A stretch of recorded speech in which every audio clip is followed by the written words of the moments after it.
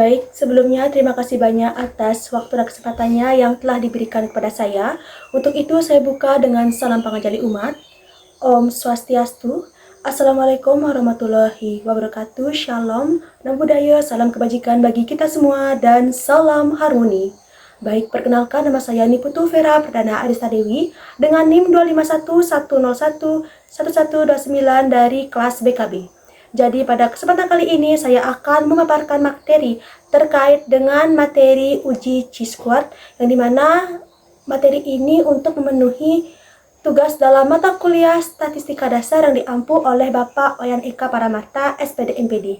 Baik, sekian perkenalan diri dari saya. Untuk itu, saya akan lanjutkan ke materi yang akan saya paparkan. Baik, saya akan lanjutkan mengenai pemaparan materi uji C-Squad, yang dimana seperti yang saya ketahui mengenai uji C-Squad ini, yang merupakan suatu metode statistik yang digunakan di dalam suatu penelitian, baik itu di dalam penelitian sosial, pendidikan, maupun survei. Nah, uji C-Squad ini digunakan untuk menganalisis data kategorikal, yaitu data yang berbentuk kelompok ataupun kategori.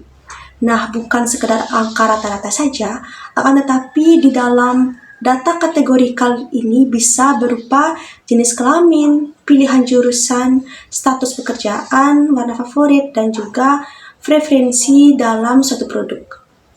Nah, dengan ini berbeda dengan uji parametrik seperti t-test atau ANOVA yang membutuhkan data numerik dan asumsi distribusi normal.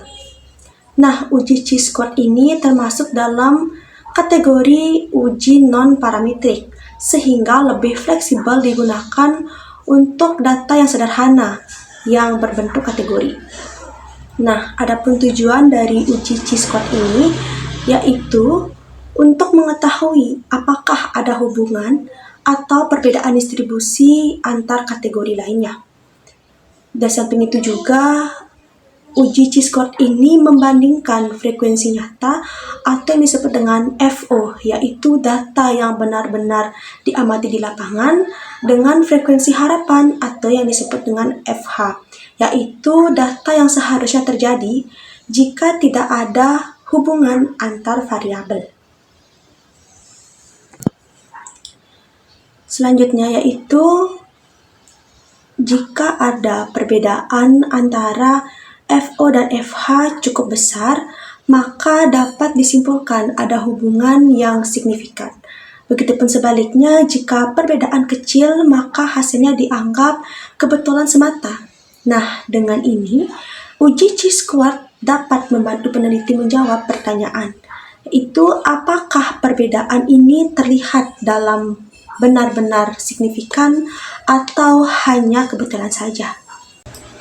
Baik, saya akan mulai dari uji C-Squad yang memiliki dua bentuk, yaitu yang pertama, uji C-Squad Goodness of Fit, yang dimana uji C-Squad Goodness of Fit ini yang digunakan untuk melihat apakah distribusi data dalam satu variabel ini sesuai dengan distribusi yang diharapkan. Nah, semisalnya nih, seorang peneliti ingin mengetahui apakah preferensi warna mahasiswa ini, semisalnya terdapat ada warna merah, biru, dan hijau ini seimbang atau ada kecenderungan tertentu.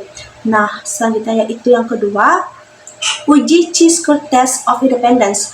Nah, di mana uji C-Squad Test of Independence ini yang digunakan untuk melihat apakah ada hubungan antara dua variabel kategorikal ini. Nah, contohnya yaitu apakah ada jenis kelamin yang berhubungan dengan pilihan jurusan, atau apakah status pekerjaan berhubungan dengan tingkat kepuasan kerja.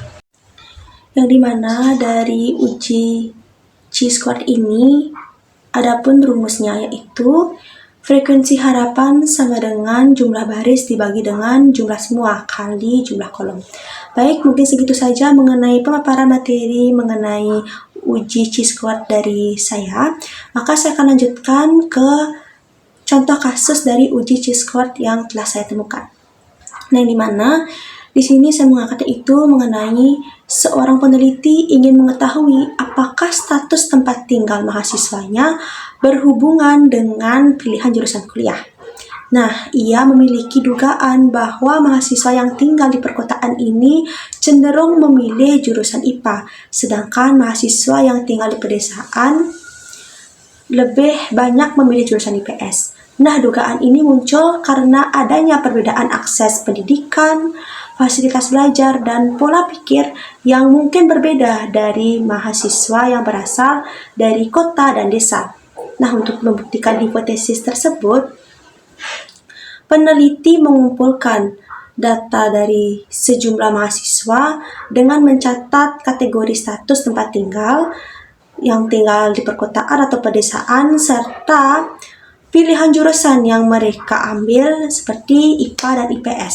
Nah, maka dari itu, data yang diperoleh berbentuk kategori ini bukan angka rata-rata saja, karena itu analisis yang sesuai adalah uji chi-squared. Nah, yang dimana uji chi-squared ini digunakan untuk membandingkan frekuensi nyata atau yang disebut dengan FO, yaitu jumlah mahasiswa yang benar-benar memiliki jurusan tertentu, dengan frekuensi harapan atau FH, yaitu jumlah yang seharusnya terjadi jika tidak ada hubungan antara status tempat tinggal dan pilihan jurusan. Nah, dengan cara inilah peneliti dapat mengetahui apakah distribusi pilihan jurusan ini benar-benar dipengaruhi oleh status tempat tinggal mahasiswanya tersebut. Baik, sekian mengenai pemaparan materi dari saya. Saya mohon maaf jika ada salah kata di dalam pemaparan materi, dan saya akhiri dengan Parama Santi. Om Santi Santi Santi Om. Wassalamualaikum warahmatullahi wabarakatuh. Shalom dan budaya. Salam kebajikan bagi kita semua dan salam harmoni.